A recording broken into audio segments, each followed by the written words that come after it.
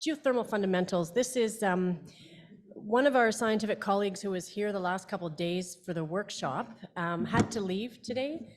He's a guy by the name of Steve Grasby, thanks. And he's with the Federal Geological Survey. He's probably the survey's top expert in geothermal energy, and he's got a great Geothermal 101 presentation, but he wasn't able to be here. So he's loaned me some slides and I've mixed them in with some slides that we already had, and I've stolen a couple from Jeff Witter.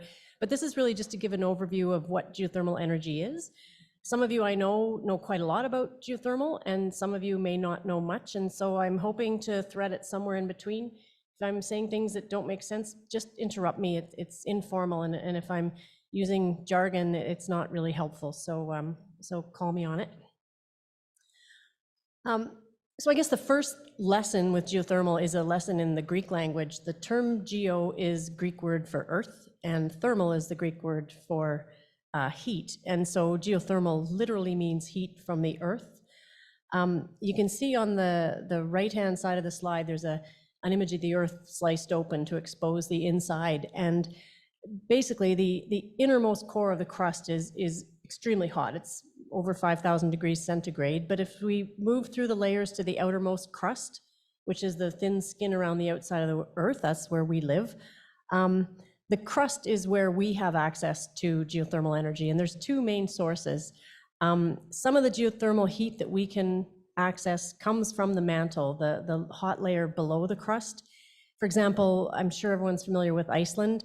There's a ridge down the center of the Atlantic Ocean because North and South America are drifting westward away from Europe and Africa, and as they're pulling it apart, this fracture is opening up in the middle of the ocean, and lava sourced from the mantle is coming up in the middle of the ocean along that ridge. And that ridge is actually mostly underwater, but Iceland is a location along the ridge that's actually exposed above the waterline. And so there's a space where there's geothermal heat directly coming from the mantle, from magmas that are erupting while this fracture down the middle of the ocean opens up. But that's only a small percent. That's about 17% of geothermal heat. Most of us who live on the continents, the geothermal heat that we have access to is actually sourced from the decay of naturally occurring radioactive elements that are in the crust.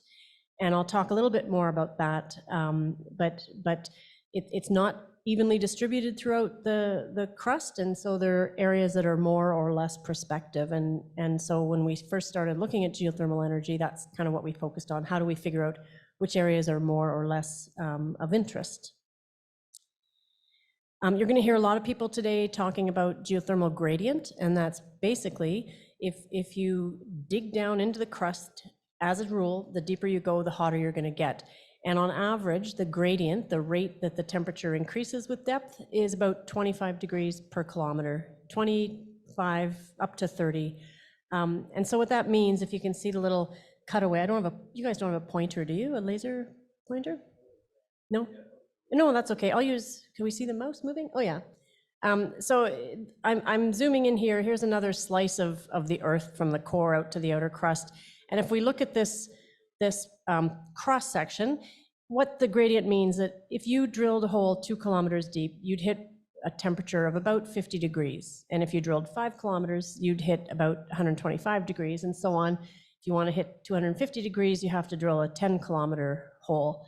And so that's just the average. The reality is, though, that heat's not evenly distributed everywhere in the crust. There are areas where the gradient's higher and lower.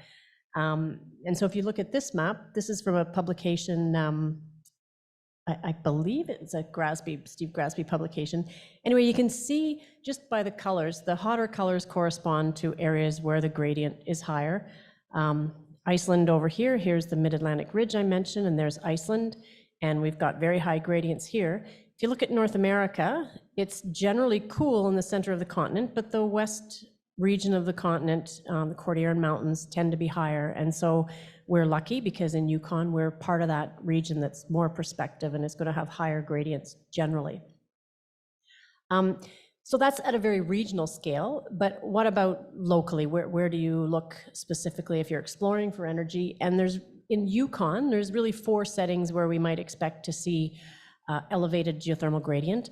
And the reason we're interested in higher gradients is it's not practical to drill a 6, 7, 8 kilometer well. It's doable, but it's very, very expensive. And we all know that our power rates are set, and if it's not economic, that's definitely one of the factors that is of interest when development happens.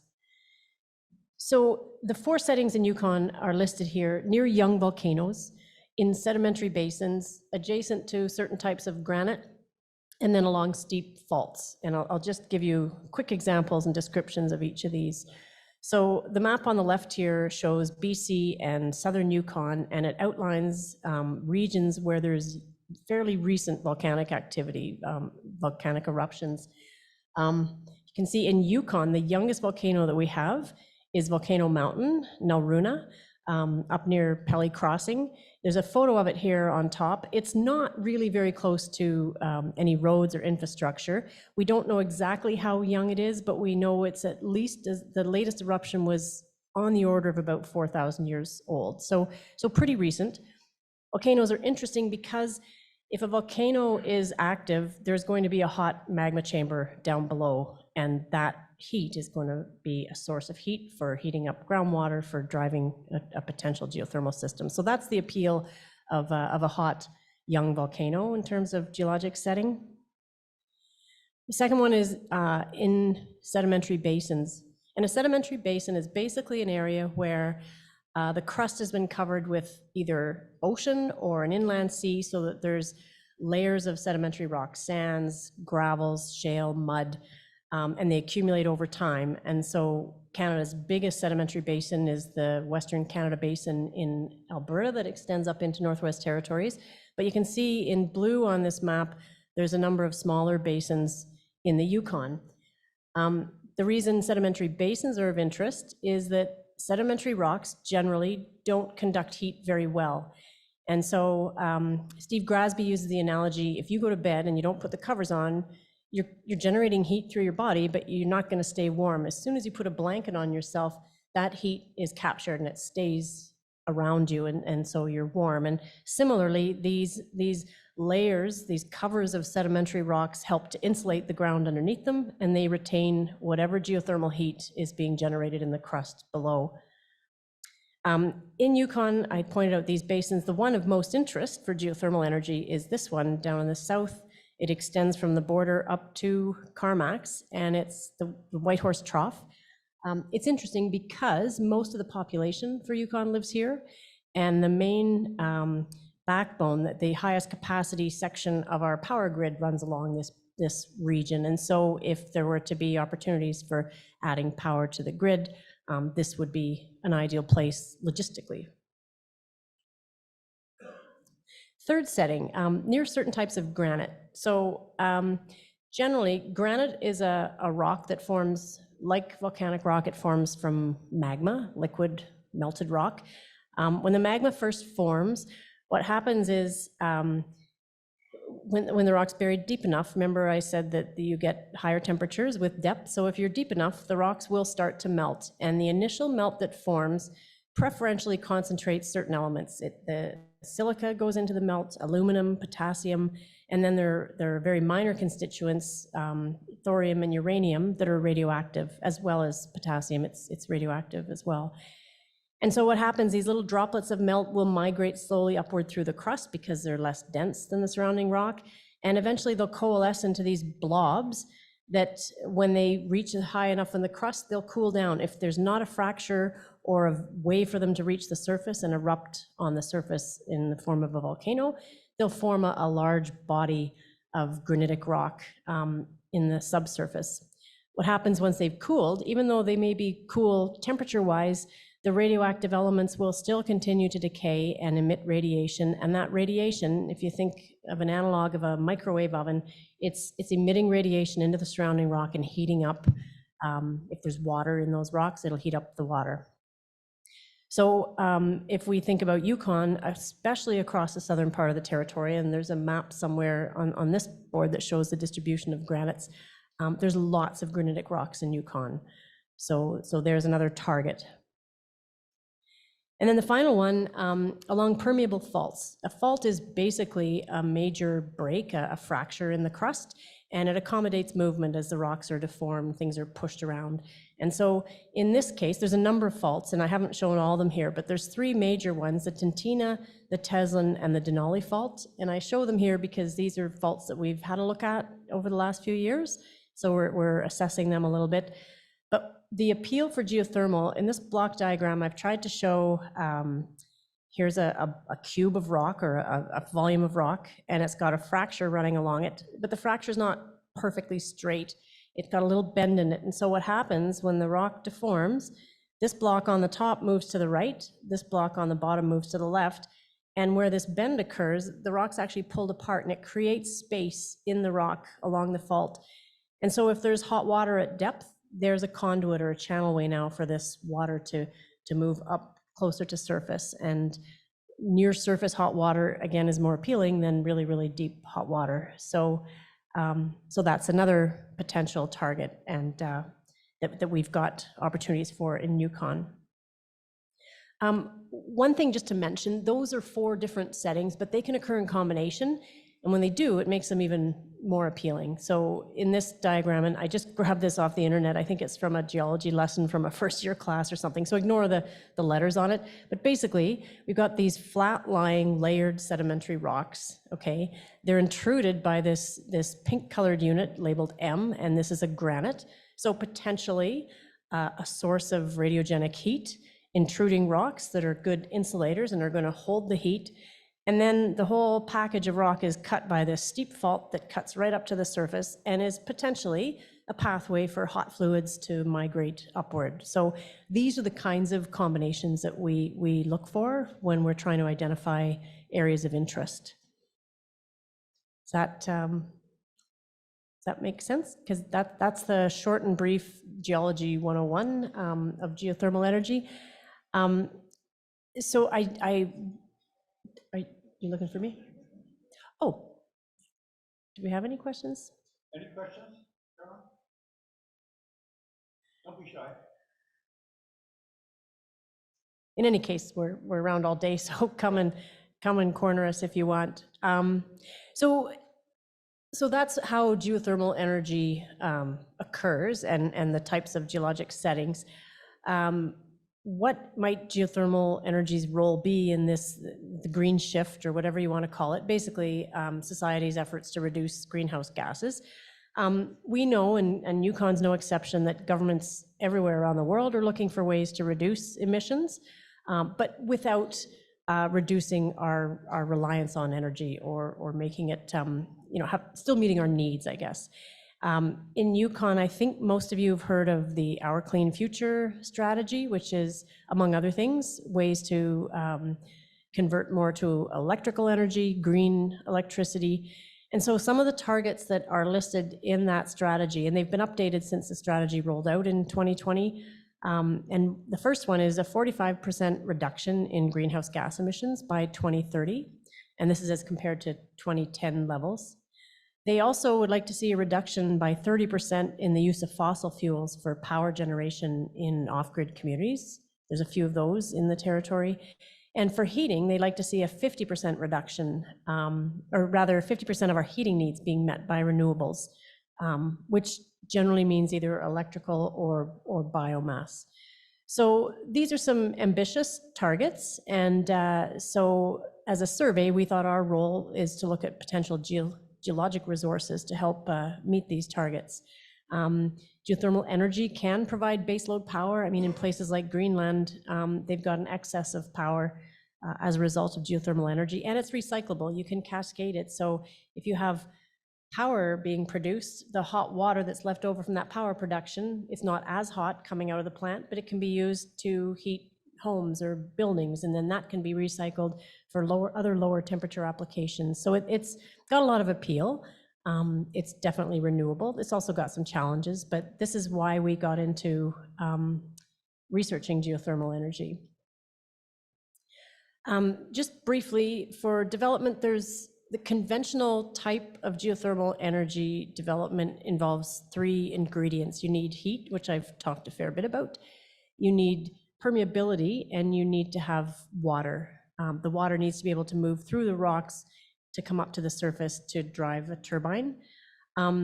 There are some recent developments in, I'm not sure if it's technically called unconventional, but deviating from the conventional type of development, whereby you don't need all those ingredients necessarily. There's a way to tap into geothermal energy from dry rocks, and there's a number of closed loop systems being developed, so we can look at those as well.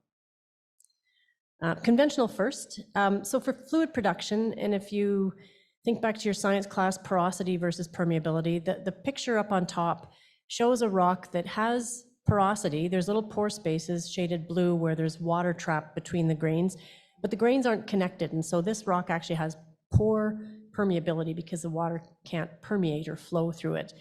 The picture on the bottom shows an example of a rock that's well fractured, and you can actually see that water could move through this rock. It'll have to take some bends and turns, but it is permeable. Permeability affects how well the water flows, and the rate that it flows is a huge factor in what the cost of geothermal energy will be. This diagram on the right has 4 different curves for different water temperatures, depending on how hot the water is that you've tapped into, and the cost per gigajoule, which is a measure of energy, of producing. And you can see if the flow rate is low, the price goes up. Some of the emerging technologies I mentioned, enhanced geothermal systems, or EGS, are systems where the source rock doesn't have water in it, but you can fracture it.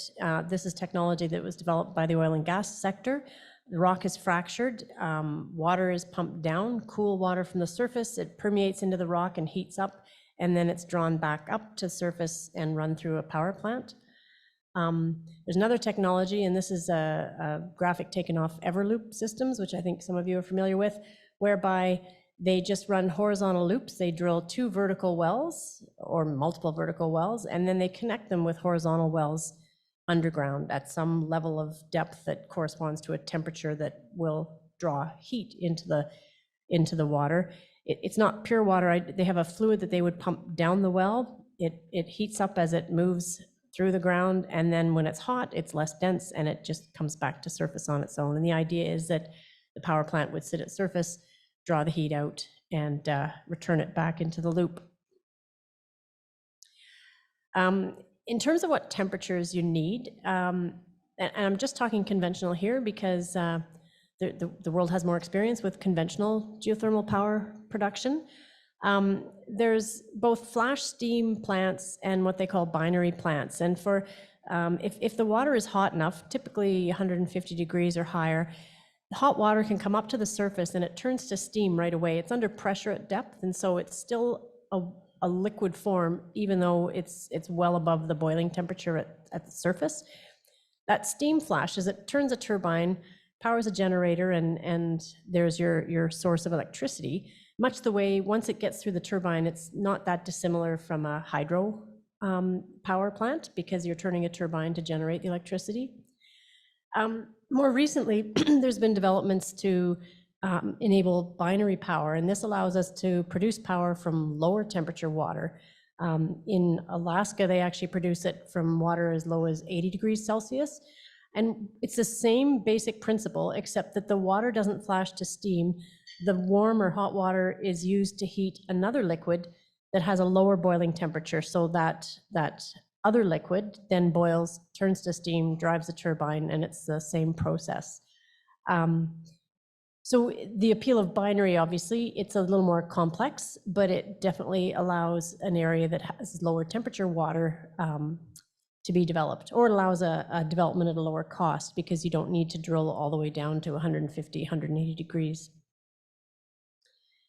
I mentioned China a few years ago, before COVID.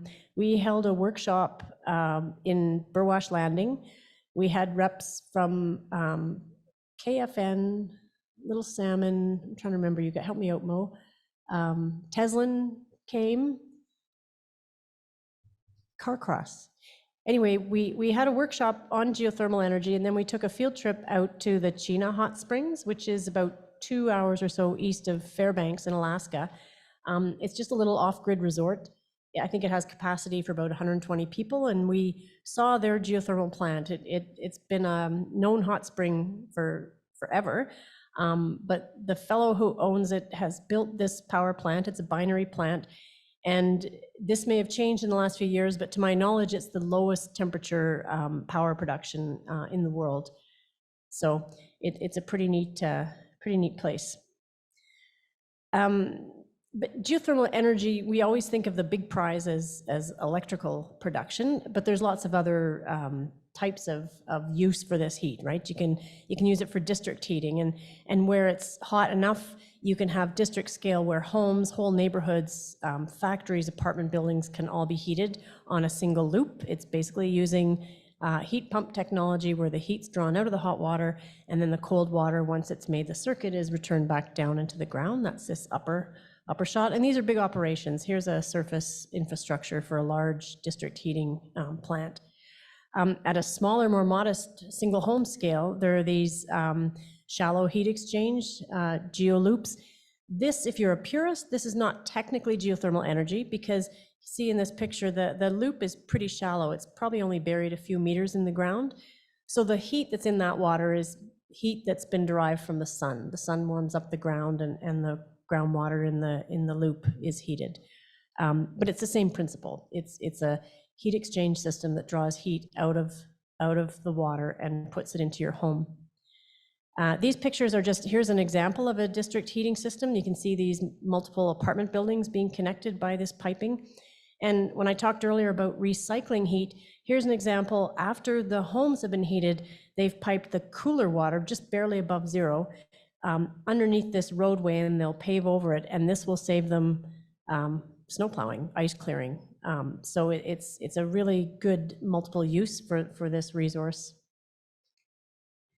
It's very scalable. Here's a home that has some loops. You can see how shallow they are. It's not very deep for some of these, and it can be scaled up. This is in a community center, so it's obviously a bigger facility, and they just keep doing multiple loops and just continuously pumping water through. Other uses include food production, and we hear a lot these days about food security. That we know the challenges of farming in the north because it's a short season. This photo is lettuce, from the Chena Hot Springs. At that facility, they have a couple greenhouses, and they actually produce so much lettuce and tomatoes, they sell it in Fairbanks because it's more than their resort guests can consume. These are greenhouses from Iceland, and I don't remember where this photo is from, but it's a fish farm, basically. They raise fry and heat the water with geothermal energy. On the back poster, there's an image that shows similar information to this, but it's drafted differently, a bit more of a cartoon, but this just shows the different temperatures and the different uses beyond electricity for geothermal energy. So beyond heating homes and buildings and powering them, food security, they even have some industrial uses like drying cement or drying lumber. So lots of different uses, and there's even more listed on that back poster. So geothermal for power production, how does it compare to other renewable energy sources? And these are slides that I've cribbed from Steve Grasby, so I can cite the source, but I don't know if I can answer detailed questions, but don't let that deter you from asking if you have them. This shows the capacity factor, baseload power for different types of energy, including non-renewable. We've got coal and gas turbine here. And you can see that the baseload is essentially power that's reliable year-round, day in, day out. So solar wouldn't be considered baseload because it's reliant on the sun, and similarly wind wouldn't be baseload because it's reliant on the wind. And so you can see that geothermal energy in red ranks really high amongst the various types of baseload energy, and which makes it appealing, obviously. In terms of the footprint of development, the footprint is very small, and there's not all the same comparisons of types here, but it shows geothermal here against coal, wind, solar concentrating, which are the more densely located solar panels where there's mirrors to reflect the solar energy, and then a traditional solar. And you can see that the geothermal footprint is quite modest compared to the other types. If you look at emissions, coal obviously is the biggest one. Diesel would be between gas and coal, and then you can see the gas, the bar for gas. Geothermal is down here, so it's not absolutely emissions-free. Nothing is completely emissions-free, but they're very modest emissions. And then who's producing geothermal energy? Power, specifically. Canada is not, which is interesting. We're over here on the right with the 0. US are the biggest consumers of and producers of geothermal power. Obviously Iceland's on here, but Iceland's very small, so it doesn't need to produce as much as, say, the US. But you can see how many countries are tapping into this. And I think it's an opportunity that Canada is starting to take an interest in. And certainly in the western part of Canada, we're in the right place, I'd say. In terms of the development, and I'll just talk about this briefly, but this graph on the left is from the World Bank, and it's what they call their geothermal handbook. And there's 2 curves here. The upper curve that's shaded underneath is the risk curve. So when you start, it's like any exploration or any project where there's lots of unknowns, the risk is going to be really high. And to reduce that risk and make a project viable, there's a systematic series of steps that you need to take. Some pre-survey work, some exploration, some test drilling to measure the geothermal gradient. We can model it, but the truth is really in the drilling phase. Once you've evaluated it to a certain point and you know that you've got a resource, the costs begin to go up. You can see this is the cost curve, but the risk begins to go down. And so this is always the balance in these big investments, the relative merit of the asset compared to the cost and the cost risk analysis. And then this is just my version of that same thing. I don't have numbers on it, but typically most jurisdictions that produce geothermal power, it's about a 10-year lead time in that order of magnitude. Early field studies, and this is where the Geological Survey works. We work down in this space. Temperature gradient well, we've drilled a few wells, so we will take a project up to here, but then the investment starts to get bigger. The delineation wells to actually determine the resource, to test how well the water flows. Is the porosity adequate? Is the water going to be a problem? Is it full of minerals that will scale up the equipment, that sort of thing? Engineering studies, and then finally production, and that's sort of the end goal, but it's also, there's a steep curve. And these steps, I haven't included the regulatory process, the various permitting requirements along that line. As geologists, that's not really our thing, and so we don't really know a whole lot about that. So, but we can certainly turn you to the people who do know this. So if we just step back and look at Yukon and how we use our energy, these are 2 graphs. The one on the left is from the Bureau of Statistics, and the other one is from the Yukon Energy Corporation. Electricity, like I said, is the big ultimate prize for geothermal energy. And so if we look at our energy use right now, or rather our energy production, about 80% of it is renewable, largely hydro dams, which power most of the grid. And then there's supplemental backup, both LNG and diesel, and then there's communities on diesel. There's also a small component of hydro and solar, and I think biomass. You guys in Teslin produce biomass power, right? Or is it just heat? Just heat, okay.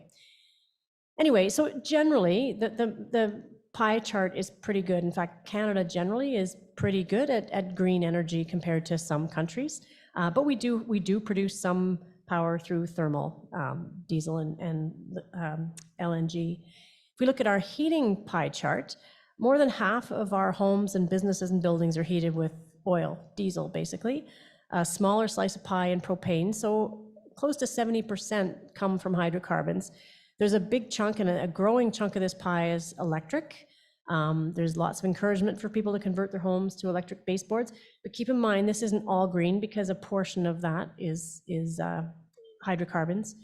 And then we've got multiple and other, and I think by multiple they mean homes that have a furnace and a wood stove or a fireplace, and other probably includes things like biomass. So I think we can assume it's likely green or largely green.